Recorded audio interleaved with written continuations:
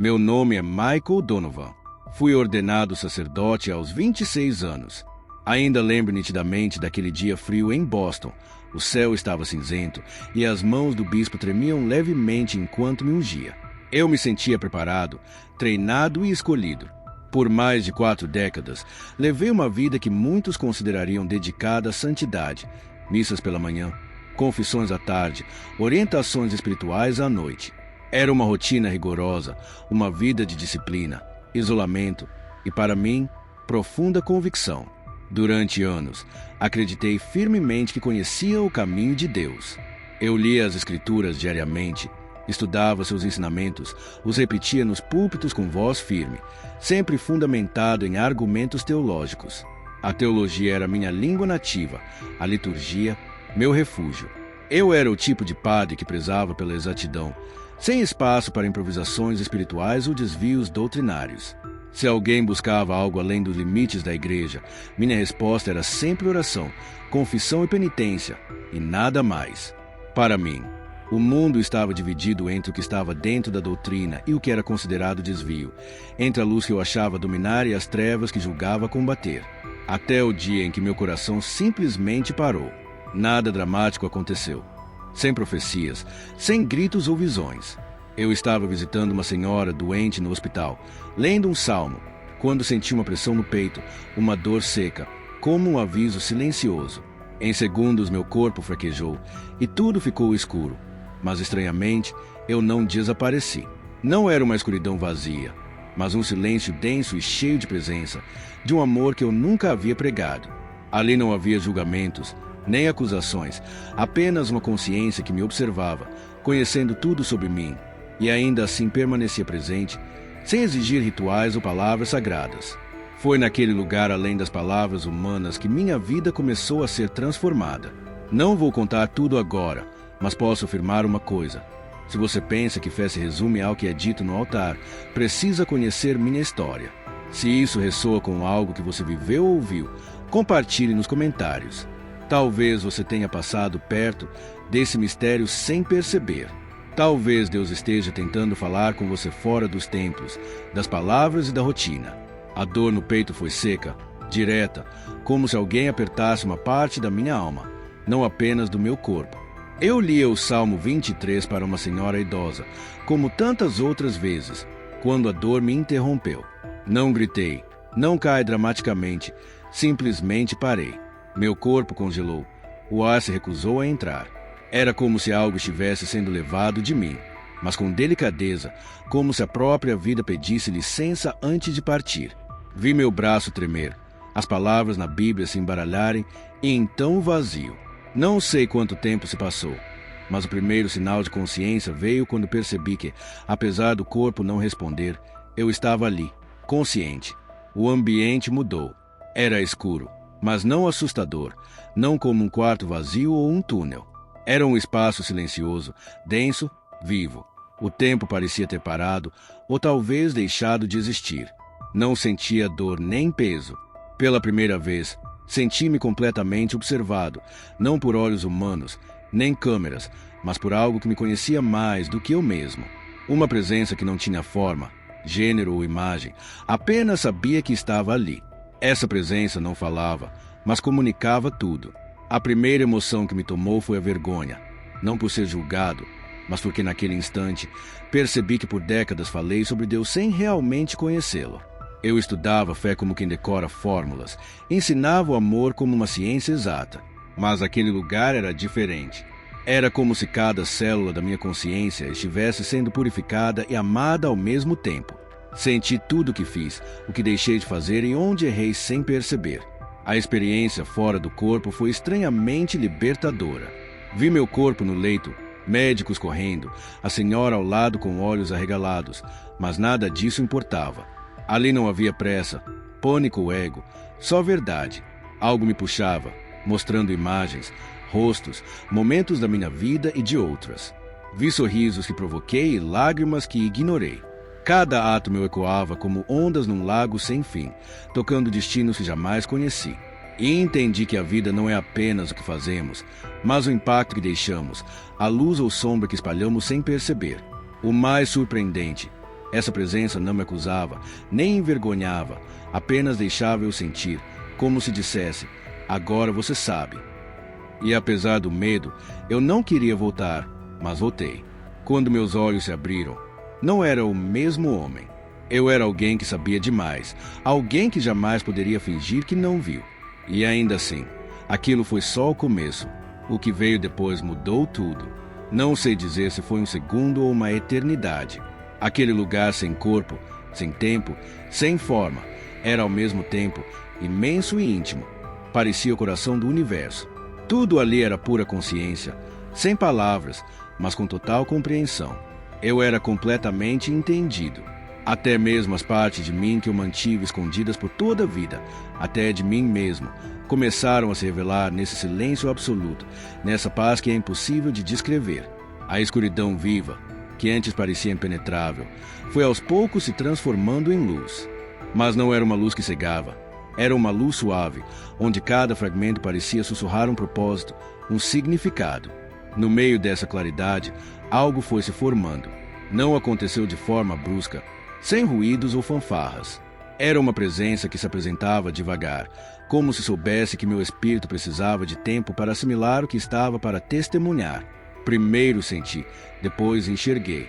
Era uma figura, mas não como as imagens tradicionais das igrejas, nem como esculturas. Não tinha uma forma física, e ainda assim, era mais real do que tudo que já toquei neste mundo. Aquela presença irradiava algo que me desarmou completamente por dentro. Não era só paz, era um amor absoluto, incondicional, sem julgamentos ou explicações. Um amor que ultrapassava toda vergonha, orgulho ou dor. Eu soube quem era, não porque alguém me disse, nem pela aparência, mas porque minha alma reconheceu antes mesmo da minha mente compreender. Era Jesus, mas não o Jesus das pregações, dos símbolos litúrgicos ou dos dogmas. Era o ser real, o que existe além das palavras. Ele não disse: sou Jesus. Apenas me olhou, e aquele olhar me quebrou por inteiro. Em um instante, senti todas as vezes que falei sobre ele sem conhecê-lo, todas as frases decoradas ditas mais para agradar do que transformar corações. Todas as vezes que defendi doutrinas, enquanto ignorava pessoas. Ele viu tudo isso, mas não me condenou. Pelo contrário, seus olhos pareciam dizer: você não sabia, agora sabe. Naquele encontro, não houve fala no sentido comum, mas um diálogo profundo, alma a alma. Compreendi que ele não estava triste pelos pecados, mas pela distância que nos colocamos em relação ao que realmente somos. Perdidos entre regras, instituições, disputas e medos. Ele me mostrou uma teia de luz conectando todos os seres humanos, cada pensamento e escolha. Onde havia ego, orgulho e religiosidade vazia, havia buracos, falhas na conexão. E o problema maior não era o pecado em si, mas a desconexão. O quanto esquecemos quem somos, o que carregamos dentro e como tratamos uns aos outros. Senti o peso da indiferença, o impacto da exclusão, o efeito cruel da frieza mascarada de santidade. Jesus não pediu que eu permanecesse ali, mas revelou que havia algo a ser feito, uma missão a cumprir. Ele me fez entender que eu não deveria continuar onde estava, mesmo querendo ficar. Precisava levar algo que jamais caberia em um sermão, algo que, uma vez vivido, mudaria para sempre minha maneira de falar sobre fé. E então tudo começou a se transformar. Sem trombetas, vozes estrondosas ou palavras gravadas em pedra. A mensagem que recebi entrou em mim como um vento que limpa a poeira acumulada por anos. E, surpreendentemente, não foi um chamado ao arrependimento formal, nem um lembrete de regras antigas. Era algo mais simples e doloroso. Você se afastou. Foi isso que senti. Você, humanidade. Você, igreja. Você, filho. Você, Michael. Todos se afastaram do que realmente são. A mensagem não falava de inferno ou punição, mas de ausência, do vazio que criamos entre nós e a fonte, essa fonte que é Ele, que é amor. E esse amor não está preso a paredes, não exige rituais, nem depende de dogmas para tocar corações. Ele me mostrou que por décadas ensinei a fé como se fosse um mapa, esquecendo que o mapa não é o caminho. A fé verdadeira não está nas palavras, mas nas ações. Está no perdão quando tudo em nós clama por vingança. no abraço quando o mundo pede distância, na escuta quando todos querem falar, na escolha silenciosa de agir com compaixão, mesmo quando ninguém está olhando. Jesus mostrou, sem precisar dizer, que enquanto valorizarmos estar certos mais do que amar, estaremos perdidos. Enquanto tratarmos o próximo como problema a ser resolvido e não como irmão a ser acolhido, ele continuará sendo o estranho entre nós. Essa revelação me rasgou por dentro. Eu que tanto falei dele, precisei encontrá-lo para entender o quanto estava longe. E naquele instante, uma passagem bíblica brilhou na minha mente com força. João 13, versículo 35. Nisto todos conhecerão que sois meus discípulos, se os amardes uns aos outros. Simples assim, e devastador, porque percebi que poderia passar a vida inteira decorando doutrinas, vestindo batinas, recitando homilias perfeitas, e ainda assim não ser reconhecido como discípulo. A medida não é o conhecimento, mas o amor. E o amor, ele me mostrou, não é só sentimento, é ação, escolha, presença, renúncia. É enxergar o outro não como ameaça, mas como reflexo, parte da mesma luz. Jesus não pediu que eu erguesse templos ou criasse movimentos. Não entregou uma nova doutrina, mas uma responsabilidade. Voltar, viver o que vi. Ser um pequeno espelho daquele amor que me envolveu ali. Foi aí que entendi. O que recebi não era uma visão para guardar, mas uma urgência para viver. E talvez quem esteja ouvindo agora precise lembrar disso. Fé não é refúgio, é missão. O verdadeiro culto acontece quando amamos os rejeitados, perdoamos os que nos feriram, estendemos a mão antes de apontar o dedo. E acredite, o que veio depois disso ainda vai impactar você. A primeira coisa que senti ao voltar foi um frio seco e cortante, não vindo do ar, mas do peso do meu próprio corpo, como vestir uma roupa que não cabe mais. Meus olhos se abriram devagar, mas o mundo ao redor parecia distante, borrado, opaco. A luz do hospital era forte demais, as vozes ecoavam como sons distantes, e meu peito doía, como se tivesse sido atingido por algo vindo de dentro para fora. Eu estava de volta, mas uma parte de mim ainda não queria acreditar. Por alguns momentos, tentei mexer meu corpo, mas ele simplesmente não respondia. Era como se estivesse preso, não só fisicamente, mas também emocionalmente. Parecia que minha alma ainda estava tentando entender o porquê daquele retorno. Tudo que eu tinha vivido naquele lugar, toda aquela luz, aquele amor, aquela verdade, agora estava além das palavras. Eu me sentia mudo, impotente diante do que havia visto. Os médicos diziam que eu sofreria uma parada cardíaca e que havia estado tecnicamente morto por cerca de 8 minutos. Mas para mim, o tempo lá era outra coisa. Não existiam minutos nem relógios, apenas a presença. Agora preso de volta ao corpo, cada segundo se arrastava pesado e denso. Eu chorava com facilidade, sem saber bem a razão. Às vezes era dor, outras vezes uma saudade imensa de algo que não se pode nomear, um vazio impossível de preencher. Passei dias no hospital, meu corpo fragilizado. Sentia como se cada célula estivesse se reconstruindo. Havia momentos em que não conseguia ficar em pé sem ajuda. Minhas mãos tremiam e minha respiração era curta. Mas o que mais doía era o silêncio, porque ninguém ali, por mais que quisesse, podia realmente entender o que eu tinha vivido. E eu não conseguia expressar isso em palavras. Certa madrugada, tentei contar a uma enfermeira o que aconteceu, mas assim que comecei, a emoção me bloqueou. A garganta apertou, os olhos transbordaram. Era como tentar explicar o vento usando tijolos. As palavras simplesmente não davam conta da imensidão do que havia visto. E então me calei. De vez em quando, padres vinham me visitar. Rezavam por mim. Tentavam me confortar, dizendo que Deus me poupou por algum motivo. Eu sorria, tentando parecer grato, mas por dentro sabia que eles não faziam ideia do que estavam falando. O Deus que encontrei não cabia mais nas frases que repetiam, não se encaixava nos discursos prontos. E isso me causava uma dor nova, a dor de não me sentir mais pertencente ao lugar onde vivi toda a minha vida. Passei a ter sonhos vívidos, acordava chorando com imagens tão reais quanto dia a dia. Sentia dores que nenhum exame explicava. Ouvi batimentos irregulares noite após noite. Meu corpo estava ali, mas minha alma ainda lutava para se adaptar à nova dimensão da existência. Um dia, um jovem seminarista veio me visitar. Trouxe flores e um caderno cheio de anotações sobre teologia. Falava com entusiasmo sobre dogmas, sobre a importância das tradições. Eu o escutava e me sentia como alguém que voltou do fundo do mar tentando explicar as correntes para quem só conhece a praia. Foi ali que entendi o abismo entre o que eu era antes e o que me tornei. Mas o mais difícil ainda estava por vir. Voltar para casa não significava realmente estar em casa. Tudo que antes fazia sentido agora parecia apenas ruído. A vida que eu conhecia acabou naquele momento. Quando deixei o hospital, não voltei para o mesmo mundo. Fui para um lugar onde eu já não me reconhecia e que também não me reconhecia mais. As ruas continuavam as mesmas, as pessoas também.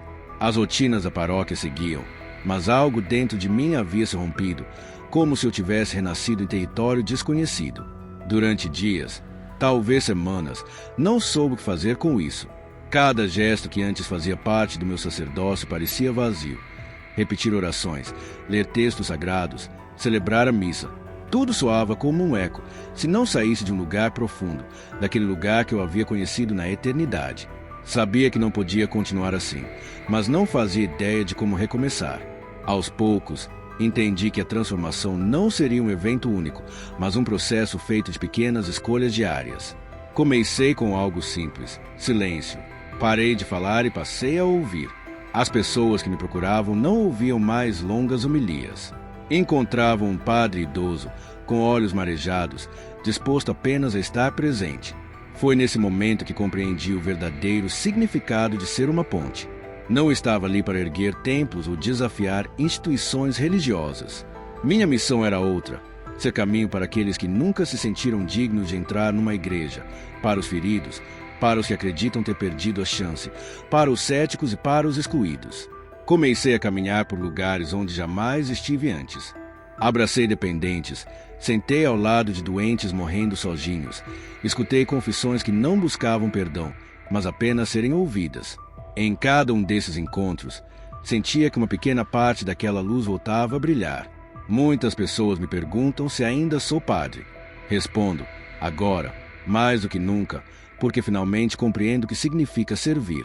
Servir é enxergar a centelha divina em quem o mundo rejeita. É amar sem esperar nada em troca.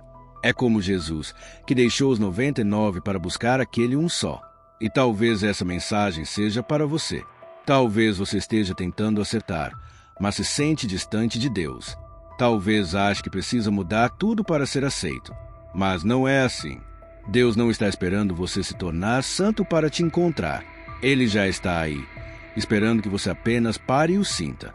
Como está escrito em Romanos 8, versículo 39, nem a morte, nem a vida, nem anjos, nem demônios, nem o presente, nem o futuro, nada poderá nos separar do amor de Deus que está em Cristo Jesus. Nem mesmo a sua história. É por isso que estou aqui, não para te convencer, mas para lembrar que existe algo maior, algo além das paredes, dos erros e dos rótulos, uma verdade viva que pulsa dentro de você. Basta que você pare, escute e sinta. Se chegou até aqui, é porque algo já te tocou. Então, convido você a continuar essa jornada comigo. No próximo vídeo, talvez encontre algo que fale ainda mais direto ao que você vive. Talvez seja exatamente o que você precisa ouvir, ou que Deus quer te mostrar. Muito obrigado por assistir até aqui. Não se esqueça de se inscrever no canal e ativar as notificações para não perder nenhum testemunho. Nos vemos no próximo vídeo.